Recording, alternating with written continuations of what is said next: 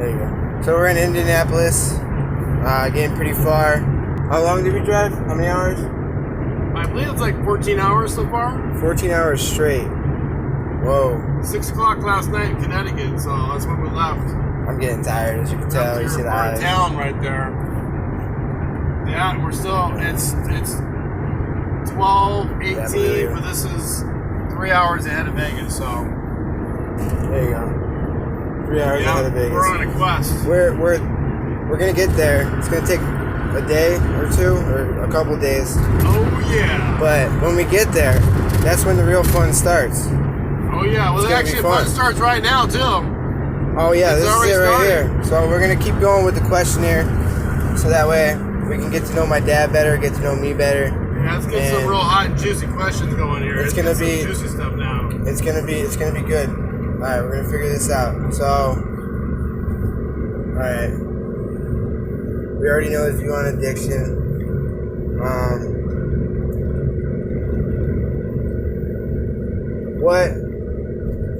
How does it make you feel that, like, you know, I still had cravings even though you were there, even though, you know, we went through a lot. We fought a little bit, not too bad, you know, but we just had a little argument, and it made me feel bad and everything, you know, because estimated time in traffic, 15 you were just trying to tell me a simple fact. You know, we won't say what fact it is, but you were just trying to tell me a simple fact, and I was, at the time, you know, wrong for the way I reacted towards it, and I should have just, you know, said, give me some time. But instead, I just, like, acted, you know, with anger and stuff. And, like... I like to call that resistance. Resistance. So, I gotta work on my resistance. You gotta let it go. And that's also the ego. The ego wants to protect you, too. Wants to say, hey, this guy's all over us, so let's protect ourselves. Let's put the armor up. I think he's gonna be swinging in here pretty soon. Ego, it's a false protection. The ego is a false protection. So really, you want to learn to be humble, and that's a learning experience. It's learned how to be humble, and I did it myself. I had to learn how to be humble, and it ain't easy. It sounds easier than said than done. But you can do it. I've been able to humble myself, and I still have occasional flares of the ego, flares up, and you've got to apologize to people, basically. And the ego says, don't be apologizing to anybody, but you really should, because the person talking to you really cares about you, and last thing you want to do is just lash out, be an asshole. Yeah, which is what I did. I'm sorry for that. But that's part of just being on the quest, the road. I mean, you've got to learn. You've got to learn this stuff.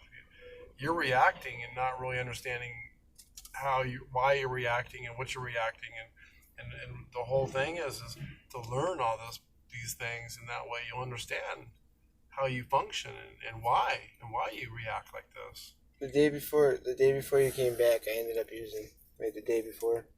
I saw it in your eyes. Yeah. I knew you were. Yeah. And that's why I pushed you, because I wanted to see really where you were at, where your mind was at. Did you really want to come or not? So I've been clean for 3 days, and my main mindset now, instead of getting high, even though I fought through it, you know, I did have cravings, which I did tell you about. Yeah, you sure did. I think it's great you tell me, because that relieves yourself. That relieves yourself, and it just gets it out. Like, I woke up and everyone was sleeping, and I wanted to find Crystal's wallet with my paycheck in it. Mm-hmm. You know what I mean? I bet. But you know what's crazy is I gave up faster than normal. Instead of looking for it, I just caught myself walking around not really caring about what I'm looking for, more or less caring for the girl that I was with. I wanted to see her before I left, you know, and I'm not going to name names, but, you know, unfortunately, she, you know, it hurt because she didn't want to go, but at the same, you know, she wasn't ready, and I am, And I think fighting through that was really hard. And I know that I can come back. And like you said, if it's meant to be, it's meant to be. And she'll be there. Absolutely. And she'll get better. Absolutely. And if she really wants to be with me, that's what she knows she has to do. But I think it's a really normal thing to. Just hard with love. Yeah, when you have the heartstrings connected to it, it's a natural thing to just try to save it, and it's hard, or even harder, because you still got to save yourself. And how can you save her when you can't even save yourself? But yet there's big part of who we're human, that we want to do this, and we're trying to handle all these things at one time, and it's virtually impossible. I feel like in my opinion, I feel like there's two sides. I know some people don't like hearing this, but like I said before, it's good and evil, the two sides that you have, which is like, your addiction, your wants, your addiction to devil. Yeah, not what you need, but what you want. You know what I mean? And the spiritual everything side. You want. Yeah. So that's what I mean by two sides. Not in general, but just the way of thinking. There's two sides. You know what I mean?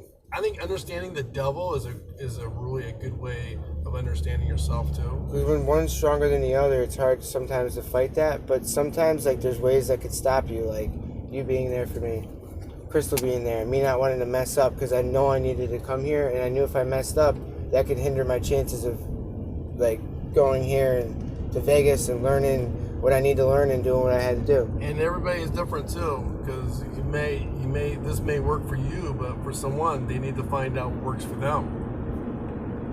Yeah, because everybody's ready at their own time. And everybody has. That's the last thing that I told has her.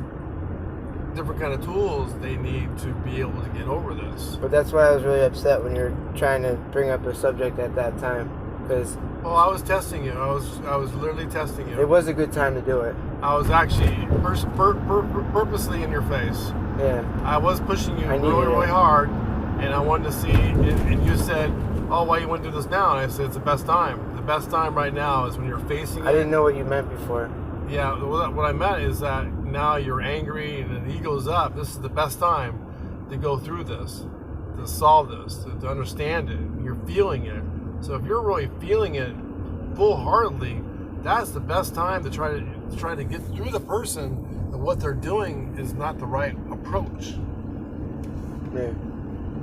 But it's not easy. I just didn't want to tell her what to do. And you may take it wrong, but I think as a human being, I think you need to try to do the best you can to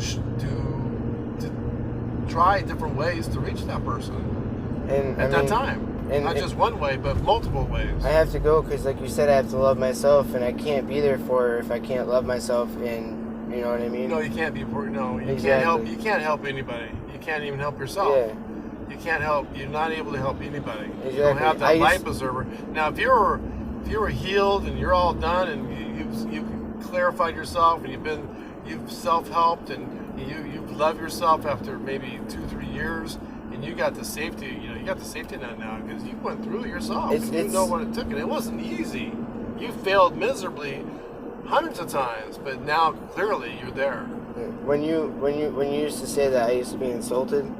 When you said you like the truth about me, because like I said before, I'd get mad when people tell me the truth.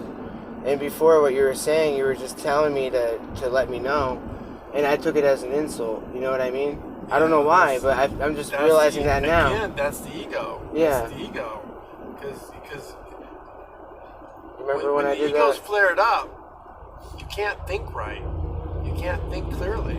And you've got to remember that the person saying that loves you. And we forget about that. We think they're attacking you.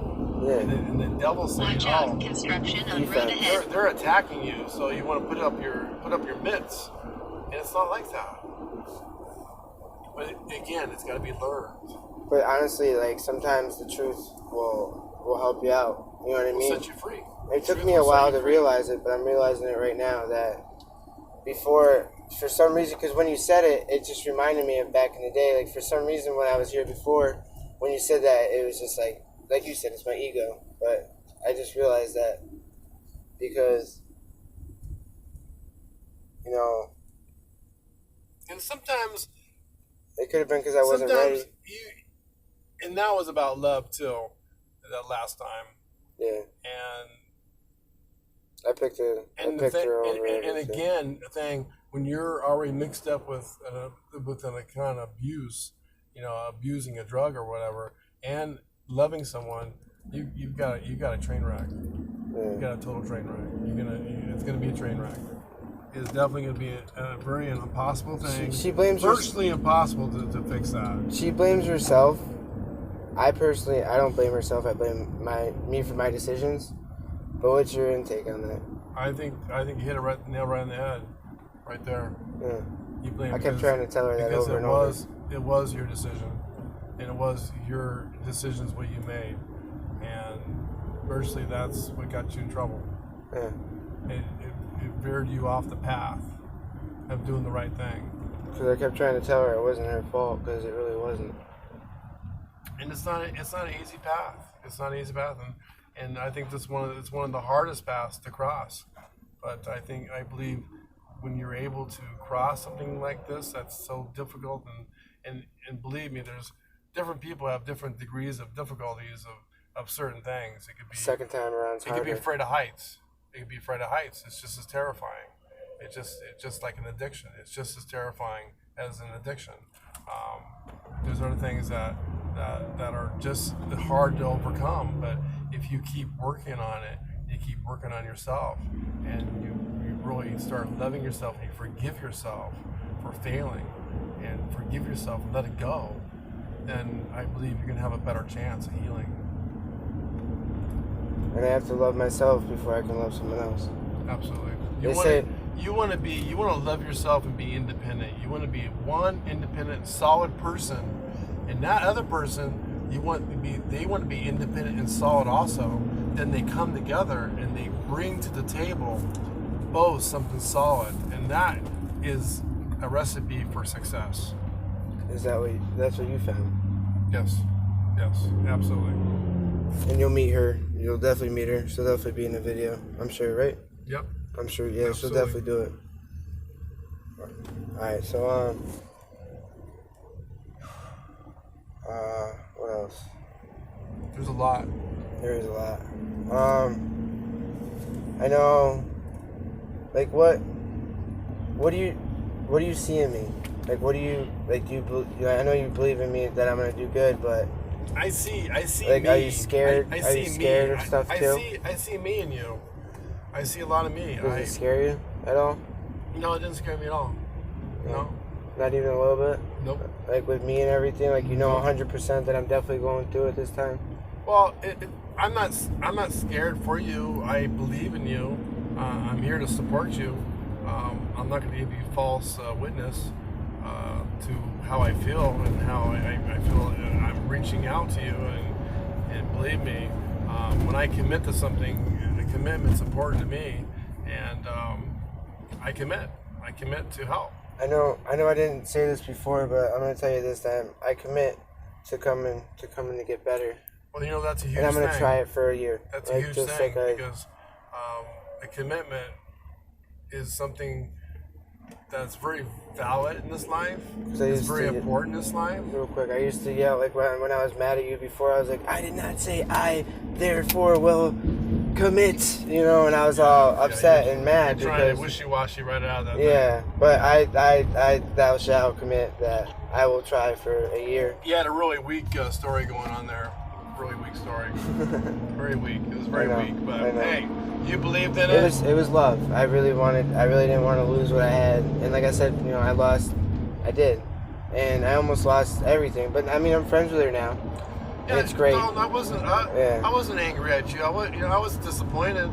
Yeah. I was disappointed in myself too. I was disappointed, but unconditional love, and no matter what you do, I'll still love you. Yeah. So it's your life. It's virtually your life, and you have a choice. When people are in this life, that's your choice. Whatever you want to do, and that's fine. But if you want to get better, then there's a way of going at it. And you got to find your way. It may not be that guy's way or the other guy's way or that woman's way, but put them together and maybe that's the way. You got to try all kinds of things, all kinds of different kind of mixing up recipes. That's it. That's important. All these different recipes will help. You gotta believe in yourself and not give up on yourself. That's the most important. Don't give up on yourself. You know about the opiate epidemic, right? That everyone talks about. Actually, I heard about that when I was in Connecticut. I heard over the radio. Back when you lived there, or when you were over there? No, just when I was there picking you up. Were you aware that like there's a big opiate epidemic? I did not. No, I did not. You That's know the first about, time I've ever heard anything like like Purdue that. Pharma, how they pushed out OxyContin and all that stuff for painkillers to people. I did see some things on TV about that, about certain pharmaceutical companies were pushing the doctors, and the doctors were pushing it to their patients. It was completely wrong. Yeah. And Of then they course, got hooked the on, pharmaceutical companies want to make money. and then they That's all couldn't they're get any about. more. Because they used to have a pain scale, 1 to 10. If you said 10, you got a painkiller. Yeah. You could say it doesn't even matter if how do you measure pain? You know what I mean? There's a lot of different things out there. There's plants. There's all kinds of different things that are out there that's homeopathic. That really, there's certain things that can work, and there's things. Of course, you get great pain with my back. I had back surgery, and I was barely able to crawl. Nothing worked for me. Nothing worked for me. I was in agonizing pain. It was horrible. You didn't do opiates? I would just cry. You didn't do painkillers? Nothing worked. No? I tried several different kinds, and I didn't like the feelings. So I'd rather deal with the pain. I'd rather deal with the pain than the fogginess and the masking. Because That's good because the pain that would have came afterwards would have been worse. yeah, I don't believe too much in pills. I really don't. I mean, I know that if you're in a lot of pain, you need morphine or whatever, and you had an accident or you had surgery, so be it. But there is a time to wean off that stuff.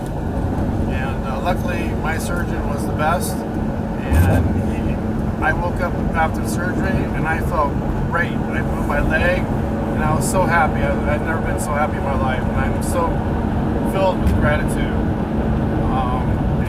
And I'm so thankful. I'm so thankful. And any chance I can reach out to help anybody else with back surgery or that doctor, I will go on my way. Because he's a great man. Great man.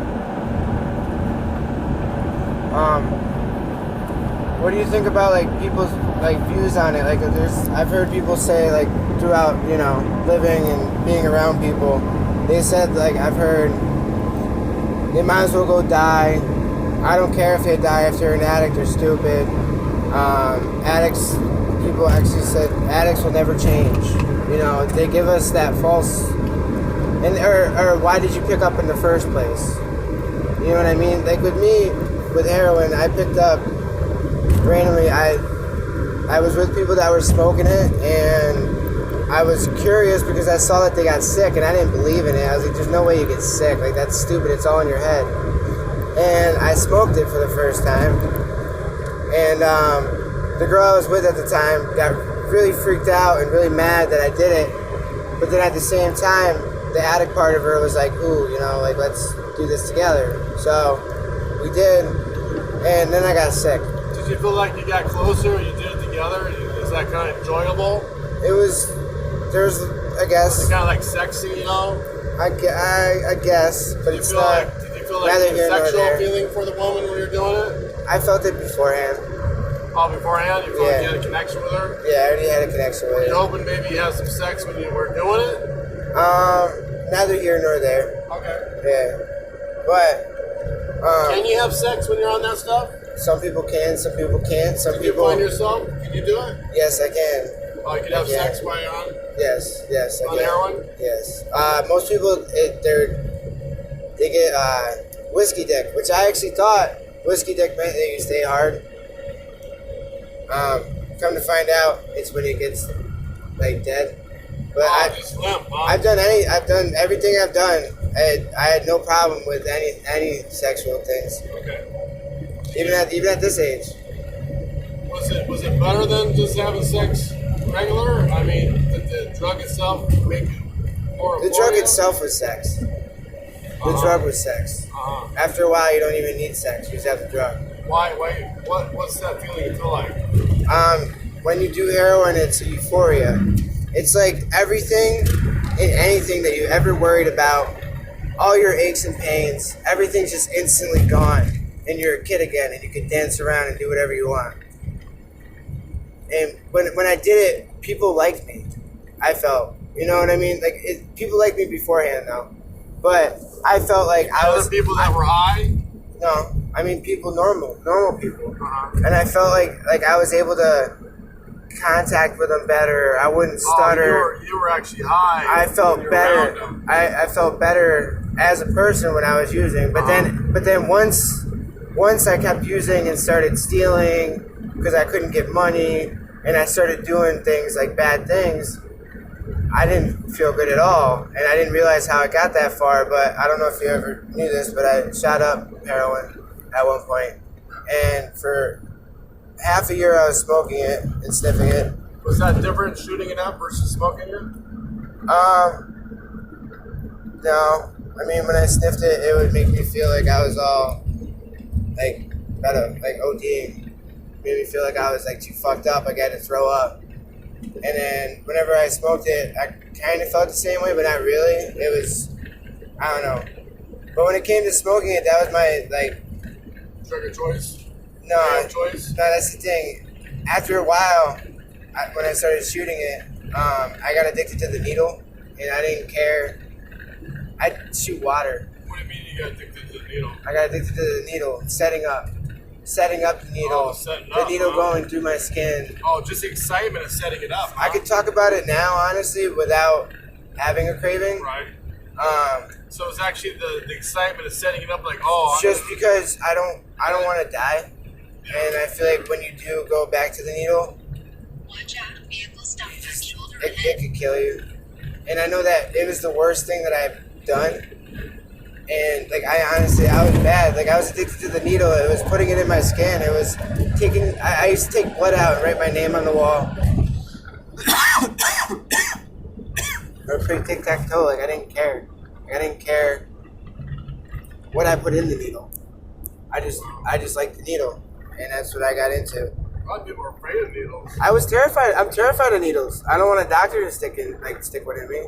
Do you think the drug changed the whole idea of how you felt about needles? No, I still didn't like going to the doctors and doing it. I'd rather do it myself. But that's the thing. Now, I'd rather not even go near a needle because I'm afraid to even have one pierce my skin. Because I don't want. That's probably the devil talking to you. But honestly, I can get my blood drawn and I'm fine.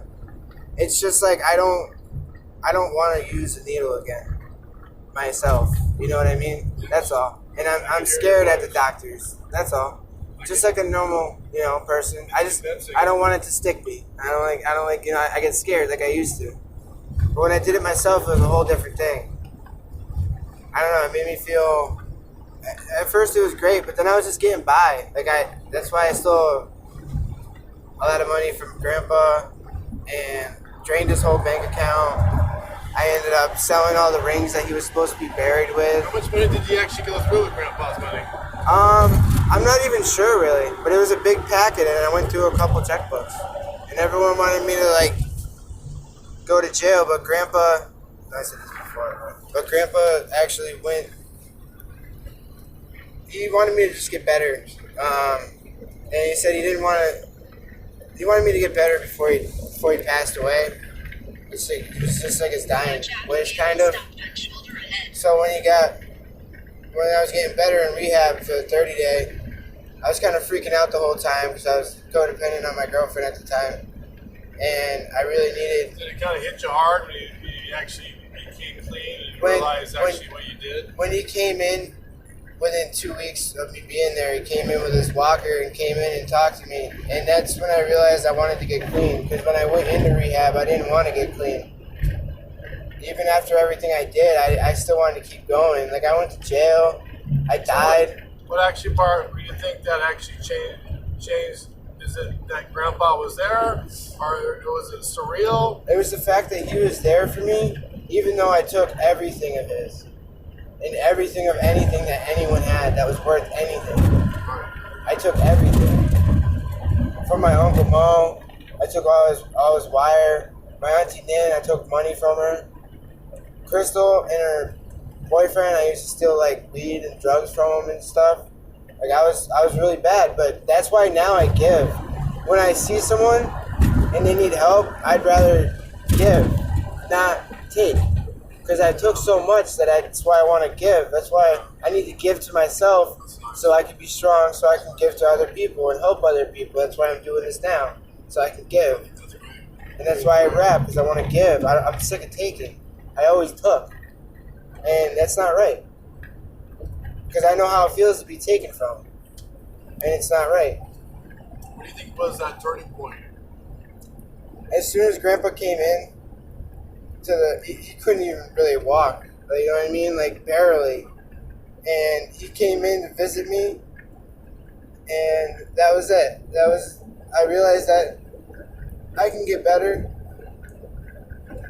You know, you got to do it for yourself. But at the time, I really just wanted to do it for my grandpa. And then as I kept going, I realized, like, especially when he passed away, that I have to do this for myself. And I slipped up here and there, but I never really relapsed. Like, I did other stuff. But with heroin, it's been 6 years. I don't even keep count. Why? I'm just done with it. I don't want to die. I slipped up.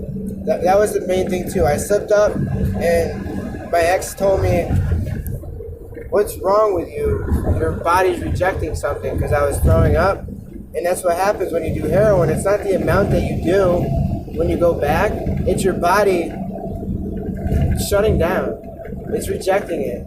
It rejects it because it wants to shut down, because it doesn't want to deal with that again. And that's what kills you when you relapse. It's not the amount. It's not the way you do it. It's doing it in general. You could do the smallest amount of the worst stuff of your life, and it will kill you because your body gets mad. Your body will shut down. And that's what happened to a lot of my friends. And I don't want that to happen to me. I don't want to be another statistic. I want to make it, and I want to help people and make the statistics different. I don't want everything. Everything's just numbers to this addiction world to people. Oh, one person out of 6 of your friends are gonna get sober. Well, how about all of us get sober? How about we all get clean? I know. Well, actually, with the heroin, ayahuasca comes from the shamans. It's thousands of years old. It's a plant-based hallucinant. It's been proven by a man.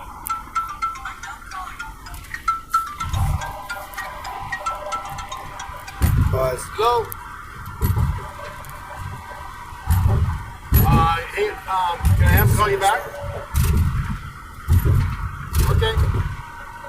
Thank you.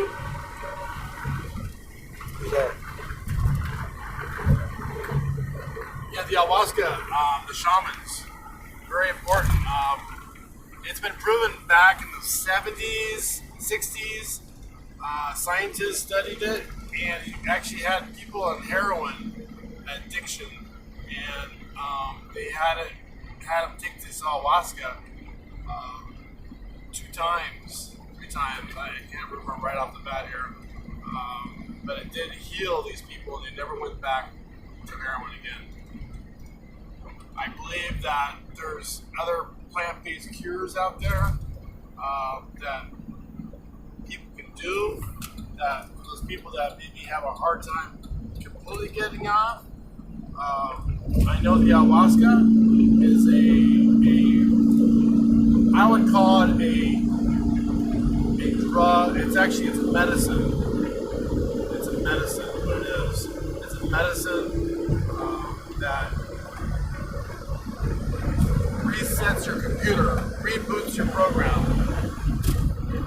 Simplest thing to say, it reboots your program, and it has different effects than everybody else. There's not one effect that's the same. So for me to tell you what it's about, you just have to go and go on YouTube and study yourself, do your own research. Everybody is different. It's one thing I know that for sure will cure you. Will cure you. And I know that you had that addiction, and at the time, there's times I'd really like to. At the time, we weren't close or anything, but it's something. I wish at the time that I was just able to tell you so you get it, so you can cure yourself. Because I believe it does work. It is a medicine. It is a medicine. Anyway.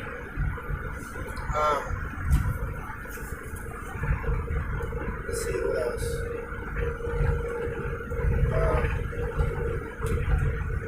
What's your view though on, like, you think it's wrong that people say that to addicts, or like, I think it's totally wrong. I think everybody, each individual is different. You can't treat them all the same. To call one and the other one the same, you can't do that. And everybody has their own. Watch out, vehicle stopped on shoulder ahead. Has their own curing level. And really, people should just stay out of it in a sense. I mean, it's the individual needs the helping hand to get through it, or get the right information to get through it. Again, it really depends on how bad you want it. yeah, How bad you want it. And are you going to stay with it? And loving yourself and believing in yourself. Watch out, vehicle stopped on shoulder There's people that don't want to be cured. Yes, there's people that don't want to be cured. Absolutely. one thing that helped me out, real quick, like, you know how people say addicts, like, why do they do stuff they do and everything? So this is how my counselor broke it down for me when I was in rehab. He told me, or I told him, listen, I know when I was taken from my grandpa and when I was taken from everyone in my family, I took from my loved ones, not just a stranger. But when I took from them, I knew it was wrong. And consciously I knew it was wrong. Then how was it the drugs did it? And he said, well, would you have done it if you were not doing drugs? I said, hell no. And he said, well, there you go right there. Okay. It makes sense. That makes sense. Because people do things when they're on drugs until they get clean, until they get right. Because They're not thinking they're not thinking with the right mind. no, drugs give you a whole other mindset, and that right there is an idea of like with an addict. Double in the details. Yeah, like that's an idea with like an addict on how, it's hard to get clean, because I mean some people will just say like out of resentment because you're never gonna get clean, so you listen to that person and you repeat it in your head, like you said. Someone says it to you, and most addicts, when you're using, you get very emotional, and what are you talking about? You go flaring up again. Yeah. Start crying, feeling like you're gonna cry, and like Feel sorry for you don't yourself. know what's going on in my life. Yeah, You know what I feel mean? sorry for yourself. But it's true, because that's how we feel. Because when we use our drugs, and it's in the beginning, we have resentment for what we're doing.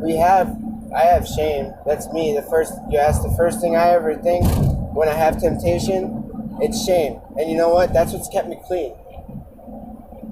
Because if you feel shame first, most likely you're not going to pick up. But if you feel shame and you pick up, you feel too much shame. So you have to get through that. But sometimes I'm trying to explain it because I remember before you asked me, but I said I couldn't explain it. But like with shame, like my bracelet right here, it says heroin support, no more stigma, no more silence, no more shame. We're all shameful for what we do. We're all shameful for what we did. People don't let us forget it, some people forgive us and they give us the world. And we still might mess up, but they'll still be there for you no matter what, through thick and thin. And it could be enabling, it could not be enabling. It's really hard to know with what addict, like you said, everyone's different. Everybody's different with an addict too. You don't know. And an addict side of somebody, in that case, is different than the normal side. And that's what I mean from before when I said you have two sides. But that is the devil, like you said.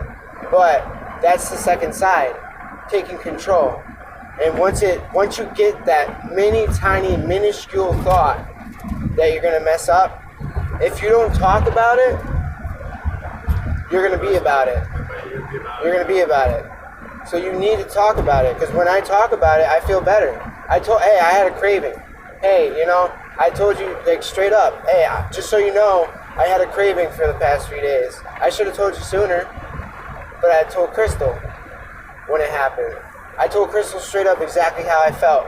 I said, I want my paycheck. And she said, well, you can't have it. I said, I know, I'm just letting you know how I feel. That's how I feel. I want my paycheck and I want to have one last time. Because I'm telling myself, I have a feeling that I'm going to do it now, so I might as well do it now to get it over with, because if I go to Vegas, I could fuck up. But in all reality, now that I look back at that 3 days ago, that was stupid. Because I have a different state of mind. And I'm not saying, like, I'm not harping on it, but that's the best way to put it. It was a stupid thought. It was not the right thought. And you know what? I fought through it, and now I feel stronger. And I'm ready to build myself and do what I have to do to become better. Not better, but you know what I mean. I want to be stronger as a person. I want to be able to... Look at that tank in front of us. Hold up. Hang on. Time out. That's a tank. That's a big tank. Oversized load. That's an oversized load. Like when you take a big dookie. Oversized load. Big tank. He's loading it up. I wonder if that's going to someone's house. Maybe Trump needs a...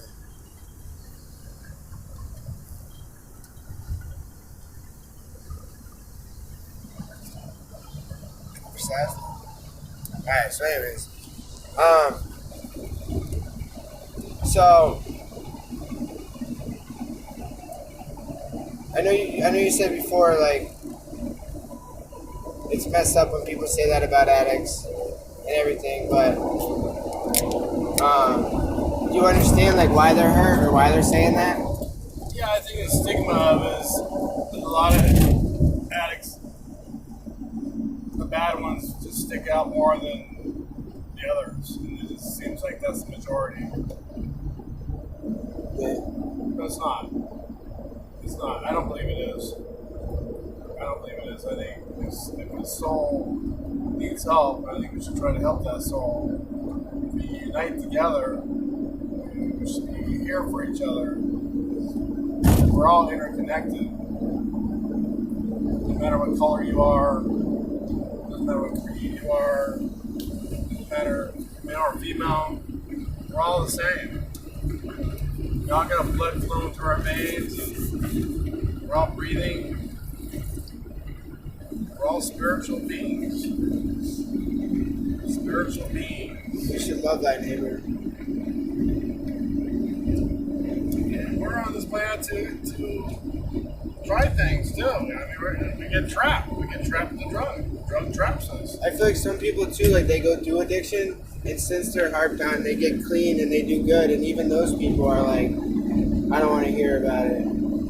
They're like, I've heard people say at work, like, you shouldn't have sympathy for an addict. But in my eyes, I'm an addict. So... Yeah, there's a lot of successful people that have been addicts. But that I are can very understand successful it. today. There's Just beat it completely. Some people have friends that didn't beat it, and something happened. Of course. There were too many friends, and they just gave up. Like, I have one friend, he got sick of his friends dying from heroin, so he started selling it. Stupid. I'm not gonna say his name, but So we are human beings. he's doing him. He's doing him. And I mean, I don't even understand how someone could even sell to, like, I would never be able to sell drugs like that. Watch out, vehicle stopped on shoulder I understand marijuana. I mean, I don't know that's being hypocritical, but in my eyes, marijuana is more medical than it is. I mean, it is a mind-altering substance, but at the same time, if you do it right, it's not mind-altering. I don't smoke during the day at work. You know what I mean? I do it after work. And in my eyes, I think that's okay because I'm not doing it at work. It's not affecting my work. Therefore, I should be able to smoke my medication just like anyone should be able to go home and drink a beer. And if they have a problem with drinking, then they should. But no, I don't really see it. I mean, I know that right now I smoke a little bit more than I usually do with marijuana and dabs because this transition I'm going through is a little hard. But right now I'm not. I did before, but I'm not constantly hitting a dab or smoking like I was before we started leaving. Because I don't want to. I want to deal with this transition instead of mask it, but at the same time, I want to be able to relax during the ride. Yeah, you gotta be able to feel it. Yeah, I felt it when we left. Feel the unbalancing of it. When we left, the I was awkwardness of it. I was in Crystal's car and I started crying, and I literally cried for like 30, 45 minutes. Just straight, and she said just let it out, so I did, and I really can't cry anymore. Now all I can do is laugh. And crying is such a cleansing, It really it's is. a cleansing thing to do. Sometimes you have to. It just cleanses your soul.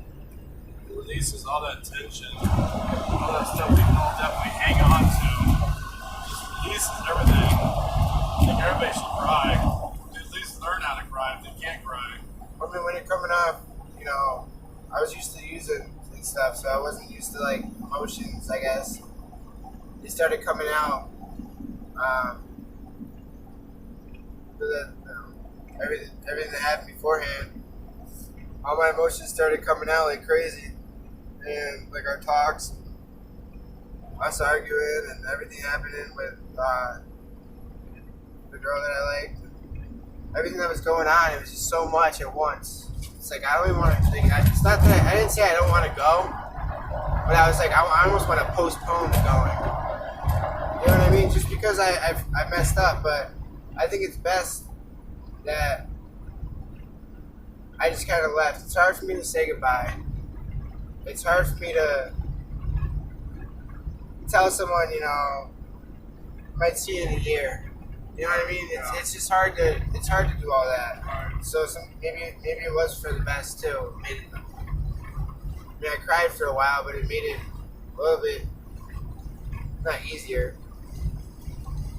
But basically, I just have to deal with the fact that I had messed up and not hard by it, and just kind of do better, and show them that instead. And Crystal was like, maybe people would rather see you when you're better than right now, just so that way,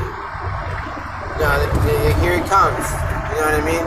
Instead of he's he looks like shit. Not really like shit, but you know what I mean. Like I was getting skinnier. You got that cloudiness of that. That Product on you. I did smoke too. People can see that too. Yeah. You can see that aura and that product in your eyes, and just that whole situation. 4 days and no racks.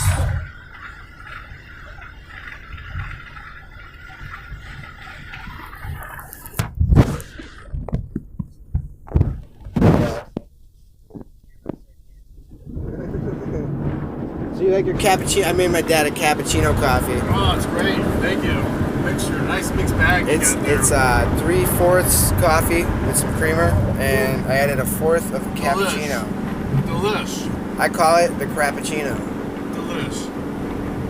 See? He likes it. Absolutely delicious. Yeah, we're touring in Indiana now. Indiana! Yeah, Indiana, here we go. So, I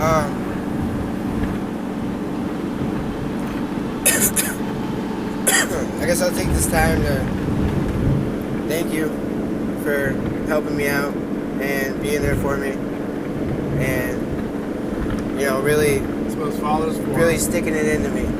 I really needed that. That's what his father's for. And you just, you told me you might not be able to say goodbye. We gotta go, and we we got to do this, we got to focus on this. And even though I just really wanted to just go and just drive my car off and just go and say bye to people, I stuck by you and I did what you said, because that's what I have to do during this journey. You did. You hung in there. You hung in there. You stepped out one day. Basically, you came in like around Yeah, I wanted. o'clock, and then you just fell. You just dropped in your bed. You didn't wake up till the next day. You didn't even hardly wake up that next day. Yep. That's because we got into a fight and I cried myself to sleep. I drank a couple beers beforehand. Yeah, it just hurts to see you get that way. You're just hurting yourself, hurting your body, your mind, your future. I know. I don't want to do that. It's a great gift. It's a great gift to be alive and be able to do what you want to do, especially in this United States. Be able to do what you want to do, wake up and have a 24 hours and make things happen. You have the gift of making things happen. And fear is the devil. Well, just love. You want to feel that love vibration inside your heart. You know, other people that I love, I know that they'll be there when I get back. And I know that I'd rather say hello than goodbye. You know? I'll work with you, like, before you go to sleep. You want to say, have gratitude. Thank you for such a beautiful day and a healthy day. And that I stayed fast and I finished all the things I wanted to finish. And I wake up healthy and strong. And I know I will. And I will do even more tomorrow. And bring all those opportunities to me that I'm asking for tomorrow. And may I be able to grasp them and see them and make things work out for myself. And please say that to you. Whatever you want in the future, you say it right then before you shut your eyes. Then you close your eyes and you close down for the next day. You're already set the tempo for the next day.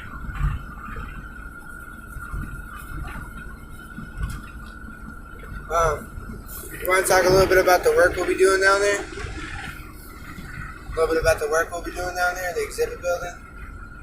A lot of stuff going on right now. We have a lot of little loose ends that looks like they're on schedule. We got 10 hours today. Looks like they're ahead of the wave. There's some other projects coming out next month. Again, things change daily. Yeah. So Well, I mean, like tell them about impact and stuff. Like what we do. And we build beautiful exhibits for trade shows. Absolutely beautiful. One of a kind pieces, just custom, just make things happen. And we've got a good team of people that care about the project and just put a lot of love and care into it. And I think that's what you need in any team. You need love and care, and be able to talk to them like you're talking to yourself. That's the way I like to be talked to. And I think if you treat people well, if you treat them like you treat yourself, which is good, then look at the little hot rod going on there. that's my sister. There's a little hot rod. Crystal. But tell them about like your position and like everything, and you know what I mean? At a later date. Yeah. At a later date. We'll tell them about it later. Gonna see what my sister's up to. Go check her out. Check it out. She's got the WRX, Subaru WRX STI, my dream car. My dream car. She has it. Yeah, little hot rod. That's her. She's feeling froggy. She's feeling froggy. I think she passed us. Yeah, well, she's just ahead of us. So. That we know. Pretty ahead of us.